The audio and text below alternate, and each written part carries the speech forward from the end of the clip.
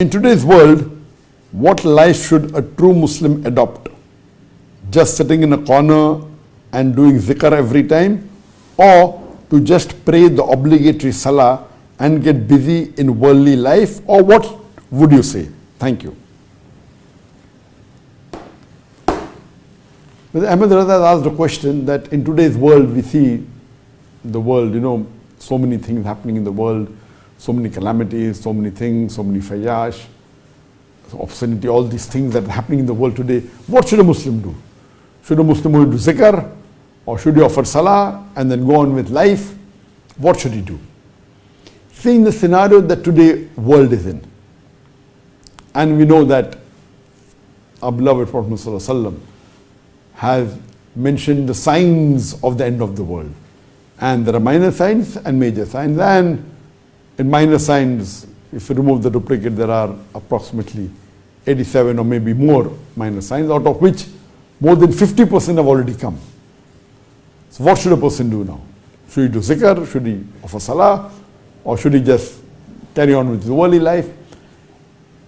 Seeing the situation that we have in different parts of the world, that Muslims are being attacked, whether it be in China, the Uyghur Muslim, whether it be in Rohingya, whether it be in Palestine, whether in Syria, whether in Yemen, you see in India, Muslims are being persecuted. All over the world, we find the different scenario. What should a Muslim do?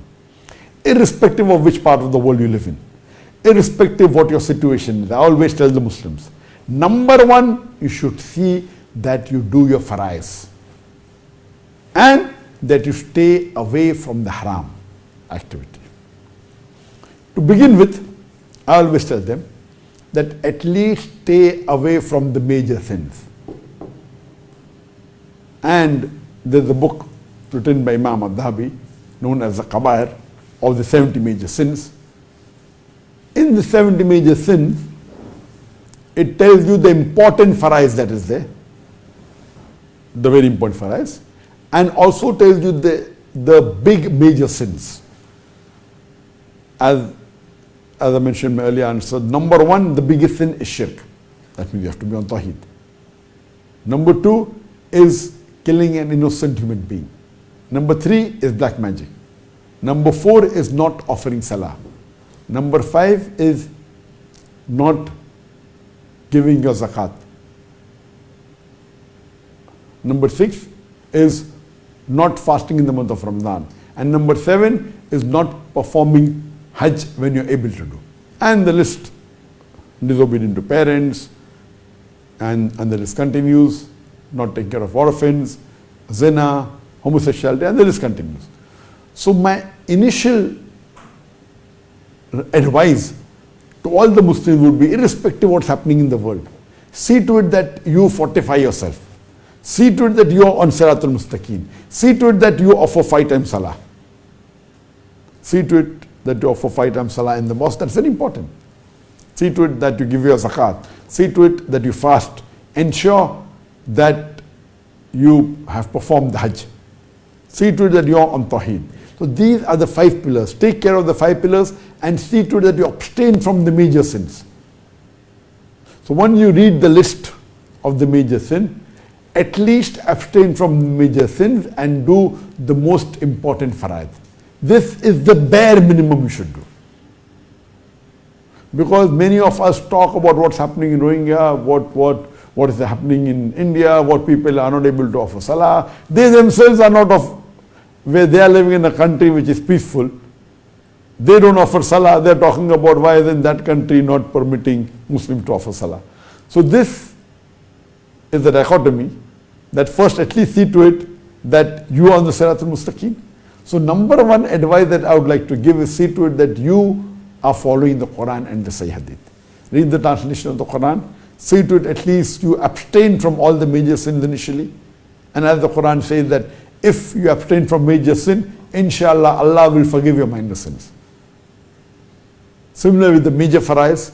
So my advice is see to it that first you at least take care of the major farais and abstain from the major haram. Once you do this, then you can try and abstain from the minor haram also and do the minor farais also.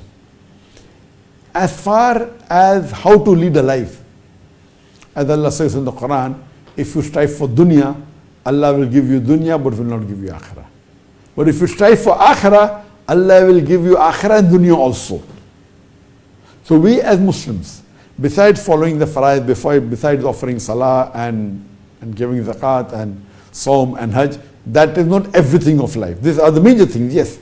The first question that Allah will ask you on the day of judgment about your deeds is about your salah. So salah is the most important deed.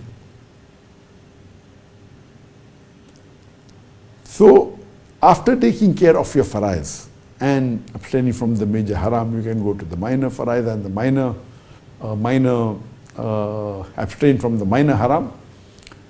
And then what you have to see that what are you following the guidelines of Allah and His Rasul? What should a Muslim do? He should follow the guidelines of Allah and His Rasul. If you want to take up a profession, the best profession of a da'i. Allah says in Surah Fussilat chapter 41 verse number 33, وَمَنْ أَحْسَنُ قَوْلًا مِمَّنْ دَعَا إِلَى اللَّهِ وَعَمِلَ صَالِحًا وَقَالَ إِنَّنِي مُسْلِمِينَ. The ayah I started this program with. That who is better in speech than one who invites to the way of thy Lord, works righteousness and says I am a Muslim. So the best profession that you can adopt if the choice is given to you is of a da'i. And I've given this in detail that when people ask that what is the profession a person is to take, and I said the best in the profession of a da'i then would be of a scholar, the Islamic organization, and I've given this answer in detail. So if you have a choice as a Muslim, besides following the commandments of Allah and Rasul, the profession that the best you can adopt is that of a da'i. And this is the best. There is no better profession. Allah said this in the Quran. Then would be of Islamic scholar, etc. And I've given in detail in my other answer. So that does not mean that you only do zikr the full day, only pray the full day. Of course you have to do your fara'id. The 5 times salah, then you can do the mustahab, you can read the tahajjud, you can do salatul duha. All these are important. And see to it that you read the sunnah muakkada, the sunnah ghair muakkada. That's enough time. And then you spend your time more on the lines of the Quran and Sunnah. See to it that you become a da'i or you are involved in Islamic activities. If you want to earn a living, you can earn a living you can categorize into 3 or 4 ways. One is earning living in the haram way, whether involved in robbing or cheating or alcohol is haram. Second is earning living in a makruh way. No, not haram, but may not be advisable. Third is earning a living which is mubah. And then earning a living getting involved in things which are fard. For example, you may become imam of the mosque, praying is fard.